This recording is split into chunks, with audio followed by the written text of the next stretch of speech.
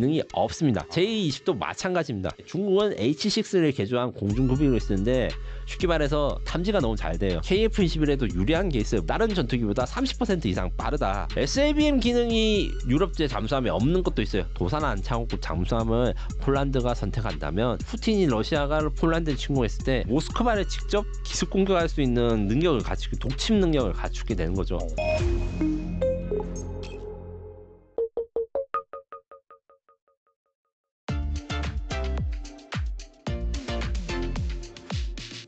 그리고 최근 외신 보도에 따르면은 중국의 5세대 전투기인 J-20이 이 대한해협 동수로를 비행했지만은 한국과 일본이 이를 제대로 포착하지 못한 것으로 알려져서 논란이 일었습니다. 이로 인해서 한국의 대스텔스 탐지 기술 개발 필요성이 다시금 부각이 되고 있는데 이 상황을 어떻게 보고 계신가요? 저는 중국의 가짜뉴스고 지금은 불가능하다고 생각합니다. 왜 그러냐면 지금 이제 김대영 위원님도 옛날에 보도한 적이 있는데 J-20 전투기가 중국 안우이성 우한리 그러니까 한국과 가까운 기지에 있어서 이게 이야기가 좀 된 적이 있었는데 네. 가깝다고 해도 지금 SCMP 그러니까 사우스 차이나 모닝포스트가 공개한 J-20의 비행 경로는 뭐 대만도 갔다가 대한해협 그 통과해가지고 한국과 일본 사이 통과했는데 아무도 몰랐다. 요거를 선으로 꼽으면 5,000km 이상이 됩니다. 이 5,000km 이상의 J-20이 비행할 수 있다고 알려져는 있어요. 그 대신에 그렇게 비행하려면 외부 연료 탱크 4개를 장착해야 됩니다. 스텔스는 매끈해야 됩니다. 돌출된 부분이 최대한 적어야 됩니다. 외부 연료 탱크를 달면 F-22든 F-35든 스텔스 기능이 없습니다. J-20도 마찬가지입니다. 그러면 외부 연료 탱크가 없는 상태에서 5,000km 비행을 할 수 없느냐? 할 수 있습니다. 제가 아까 전에 일부에서 KF-21에 대해서 이야기했을 때 공중급유 이야기를 했는데 J-20도 공중급유를 하면 5,000km를 비행할 수 있어요. 그런데 공중급유 같은 경우에 중국은 H6를 개조한 공중급유를 쓰는데 쉽게 말해서 탐지가 너무 잘 돼요. 우리나라 조기 경보기로 400km 밖에서 탐지가 되는 엄청 큰 비행기입니다.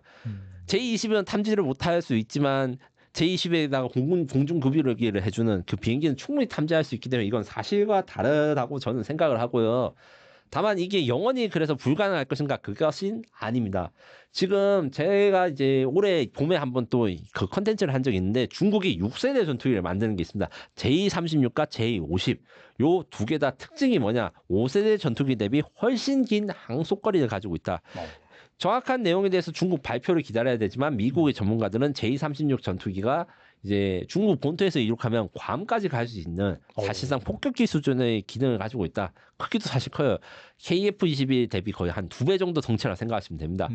이 엄청나게 크고 멀리 갈 수 있기 때문에 6세대 전투기는 이런 게 대한해협을 위협하고 이런 것들이 충분히 가능하므로 지금 안 되는 것은 맞고 이거는 중국의 허풍이라고 하지만 이제 향후 10년 이내에 현실적인 위협이 될 거니까 빠르게 여기에 대한 대응 능력을 준비해야 됩니다.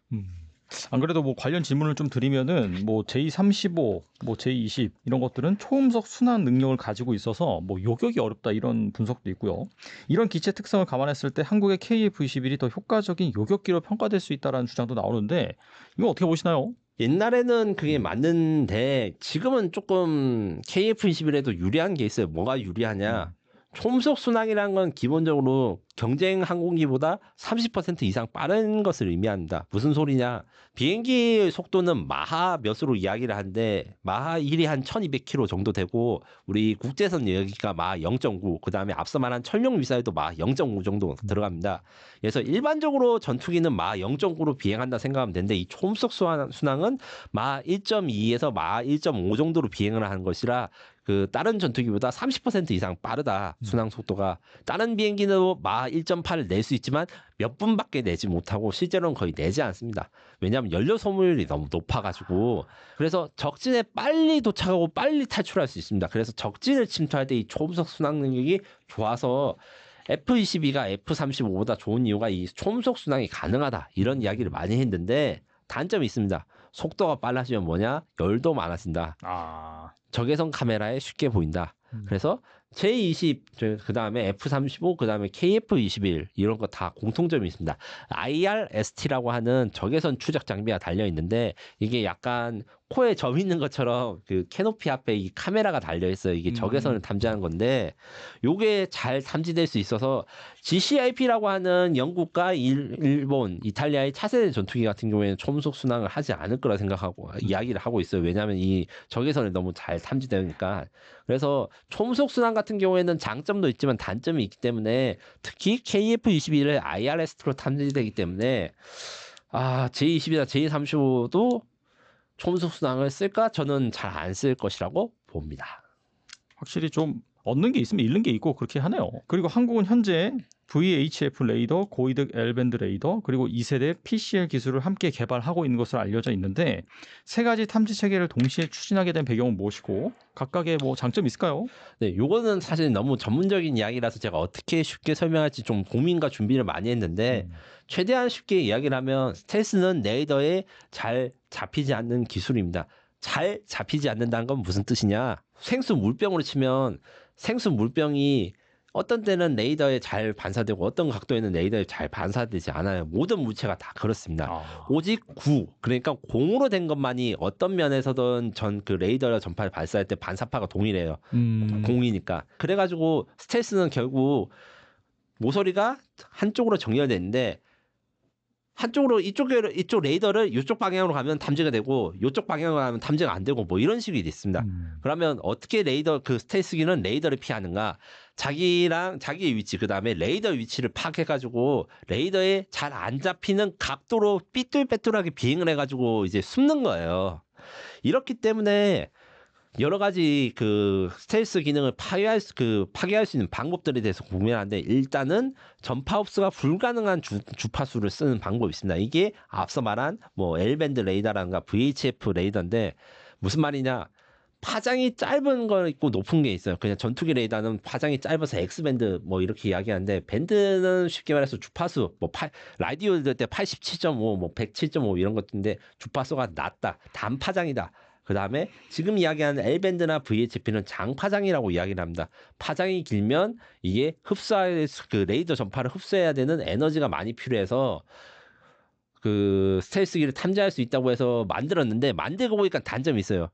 파장이 길면 탐지 능력, 정확도가 떨어집니다. 그래서 해결된 게 이제 지금 PCL 기술이라는 게 있는데 PCL 기술은 레이더가 아닌 방법으로 적을 탐지하는 건데 요것도 좀 고민을 해봤는데 어떻게 설명할까 고민을 했는데 이렇게 하면 되겠어요. 강가나 이럴 때 우리가 어렸을 때 돌을 던지잖아요. 돌을 던지면 파문이 생기지 않습니까? 네네. 이 돌이 스텔스기인 거예요. 그러니까 이 원리가 뭐냐면 전파가 많이 있는 대기 중에서 비행기가 지나가면 잡음이 생겨요. 왜냐하면 전파가 직선으로 가야 되는데 중간에 비행기에 부딪히면 이게 돌아가지고 가기 때문에 소리가 그 전파의 특성에 이런 게 변하거든요.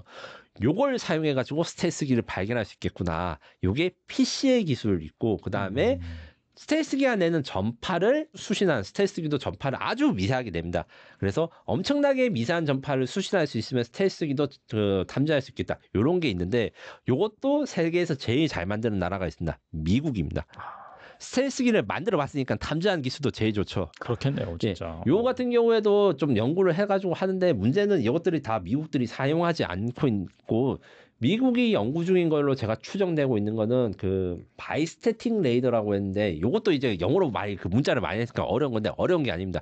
레이더는 왔다 갔다 합니다. 레이더 전파를 쏘고 부딪히는 걸 반사파를 수신해가지고 여기 저기 있구나 알아차리는 건데 수신기랑 송신기가 따로 있는 게 있습니다. 이렇게 되면 아까 전에 레이더는 어떻게 보면 스텔스기는 어떤 각도에서는 레이더에 잡히고 어떤 각도에서는 레이더에 잘 안 잡힌다 이렇게 있는데 수신기와 송신기가 따로 있으면 이렇게 대응이 어려워가지고 요것들에 대한 연구가 많이 미국에서는 이루어지고 있습니다. 그러면 스텔스기가 이제 곧 무용지물이네요? 아닙니다. 이런 장비들의 경우에는 가장 큰 단점이 있는데 지금 연구되고 있는 것들 중 대부분은 자기의 위치를 노출해요. 그래서 스텔스기를 탐지하는 레이더가 만들어져도 스텔스기는 그걸 피할 수 있어요. 그 근처로 안 가면 되거든요. 네. 그래서 핵심은 스텔스기에 잡히지 않는데 자기는 스텔스를 볼 수 있는 요게 기술이 정말 어려운 기술이라서 당분간 이 스텔스기는 중요해질 것이고, 다만 우리도 이런 연구들을 여러 가지 하는데 요거 외에도 양자 기술, 광자 기술을 활용한 레이더들이 있습니다. 양자 양자 컴퓨터 요새 핫하잖아요. 엄청 핫하죠. 네. 양자 컴퓨터랑 원리는 다른데 양자 검출기라든가 이런 양자 역할 원리를 이용한 레이더를 양자 레이더라고 해요. 사실 정확한 원리는 저도 잘 몰라요. 너무 어렵더라고요. 요거는 이제 저도 설명하는 걸 포기했지만 네. 이런 양자 기술과 광자 기술을 사용한 것도 국방과학연구소에서 스텔스기 탐지를 위한 기술로 연구되고 있다고 합니다. 야, 이런 것들이 정말 구현이 된다면은 이 방산업계 어떻게 본다면 구체적으로 말씀드리면 이 스텔스기 산업에 뭔가 엄청난 파장을 일으킬 수도 있겠네요, 진짜. 네, 와. 그렇습니다. 근데 저는 어떻게 생각하냐면 결국에는 스텔스기 탐지하는 건 어떻게든 만들 수 있지만 내가 탐지하고 있는 거를 안 들켜야지 스텔스기가 도망을 못 가고 탐지되고 격추되거든요. 모기를 잡을 때 서로 볼 수 있다. 예, 모기채 드는 걸 모기가 알면 도망가서 우리가 못 잡습니다. 그거랑 똑같은 원리예요. 정말 이 창과의 방패 계속해서 어떻게 발전되는지 살펴볼 필요가 있을 것 같고요. 또 최근 우리 정부가 8조 원 규모의 폴란드 잠수함 현대화 사업을 수주하기 위해 대통령 특사단을 보낸 것으로 알려졌습니다. 최근 방위비 증액을 내세우는 EU 국가들의 유럽산 무기 구매 우선 계획으로 한국이 발목을 잡히자 특사단을 꾸렸다라고 하는 후문인데, 폴란드가 유럽 국가들과의 압박을 뚫고 우리와 계약을 체결할 수 있을까요? 일단 어려운 점부터 먼저 말씀드리겠습니다. 사실 어려운 점이 적잖이 있습니다. 기본적으로 프랑스, 독일 눈치를 폴란드가 볼 수밖에 없고, 프랑스 마크롱 대통령은 대놓고 EU 회의에서 미국산이나 한국산 무기 사지 말고 유럽산 무기 사라고 막 이렇게 연설도 해요.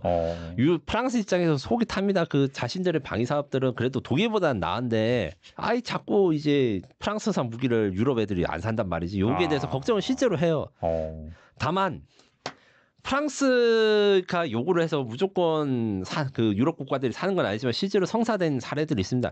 네덜란드 차기 잠수함 사업에서 프랑스가 이 승리를 해가지고 곧 이제 프랑스가 네덜란드에 잠수함을 공급하게 되는데, 네덜란드도 폴란드처럼 환경이 비슷하거든요. 유럽 북쪽에 위치해가지고 연안에서 작전하고, 요것 때문에 좀 어려운 점이 있는 건 사실입니다. 왜냐하면 유럽 다른 나토 동맹국에서 이제 이 프랑스 잠수함을 샀으니까 독일이나 이제 프랑스 잠수함을 선택해야 되는 어려움이 좀 있거든요. 이게 유럽 표준이 아닌가 이렇게 하면서 대신에 우리가 포기를 한 게 너무 이릅니다.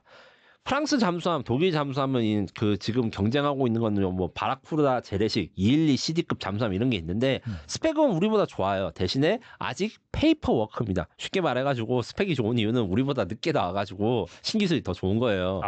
그래서 건조 실적이 없고 이 실전배가 나오기 전까지 이제 초도함이 잠수함 같은 경우는 엄청 복잡하기 때문에 처음 나온 배가 고장이라든가 오류 아니면 뭐 쉽게 말해서 구멍이 뚫릴지 아무도 모르는 거예요. 이런 리스크가 있기 때문에 우리 대한민국 잠수함, 그러니까 도산 안창호급 잠수함을 폴란드가 선택한다면 안정성이 있습니다. 처음 구매했을 때 우리가 이미 오래 운영을 해봐서 운영의 리스크가 적어요. 거기다가 우리가 납기도 빠르죠. 6년 내 공급이 가능합니다. 이 프랑스나 독일 잠수함은 그것이 불가능하고 SABM 기능이 유럽제 잠수함에 없는 것도 있어요. 유럽제 잠수함이 순항 미사일, 그러니까 앞서 말한 천룡같이 마하 0.9로 비행하는 것들에 대해서는 발사를 할 수 있는데, 우리 조산 안창호급 같이 SLBM 마하 5 이상을 가는 극초음속 탄도미사일 탑재는 불가능합니다. 홀란드가 만약에 이제 SLBM에 대한 기술을 요구하면 우리는 CTM-290이라는 탄도미사일을 이미 한화해서 폴란드에 이제 공급하고 있기 때문에 그거 기반으로 이제 제공해 줄 수 있고, 폴란드가 그걸 가지게 된다면 유사시, 그러니까 푸틴이 러시아가 폴란드를 침공했을 때 모스크바를 직접 기습 공격할 수 있는 능력을 독침 능력을 갖추게 되는 거죠. 그리고 천만다행인 게 이게 이번에 폴란드 잠수함 사업이 G2G 국가 간 거래로 합니다. 국가 간 거래라는 게 아까 전에 말한 대통령 특사단 보낸 거랑 연관이 되는데, 하나오션이나 HD 현대중공업이 이제 따로 폴란드 정부랑 계약하는 게 아니라 대한민국 정부와 폴란드 정부가 계약을 합니다. 이게 무슨 말이냐? 우리가 측면에서 잠수함 외에도 지원을 많이 해줄 수 있다. 이렇게 있는데, 기본적으로 이제 지금 제가 알고 취재한 바로는 폴란드 레몬토바 조선소에 이제 우리 한국이 조선 투자를 하고, 니오타 조선소는 MRO, 우리 요새 MRO가 핫하죠. 이런 거를 협력을 할 수 있다. 그래서 폴란드 방위 사업을 우리가 육성해 줄 수 있다고 이렇게 이야기를 할 수 있고, 이 경쟁자가 영국인데 영국이 이미 먼저 폴란드에 수상함, 잠수함 말고 수상 전투함을 팔아서 이 MRO라든가 건조를 도와주고 있는데 또 다행히 영국에는 또 수출형 잠수함이 없어요. 잠수함 사업에서는 그래서 우리가 유리하고 마지막으로 갭필러 제한이 저는 굉장히 유용할 것이라고 생각합니다. 이게 무슨 말이냐면 갭 필러 그러니까 틈을 메우다는 의미인데 이미 우리가 폴란드에 방산 수출했을 때 FA50 PL 버전 수출 전에 긴급 수출로 해서 FA50 GF 갭 필러라는 걸 지금 수출해서 운용 중입니다. 신규 무기가 나올 때까지 시간이 걸리니까 지금 쓰고 있는 무기를 임차를 해가지고 전력 공백을 메운다는 건데 요게 장점이 있습니다. 당장 전쟁이 날 것 같은 국가들한테는 신무기를 사면 이게 오는데 몇 년이 걸리니까 그 사이 전쟁이 나면 아무 소용이 없잖아요. 그러네요. 그래서 빨리 전력화를 해줄 수 있는 게 필요합니다.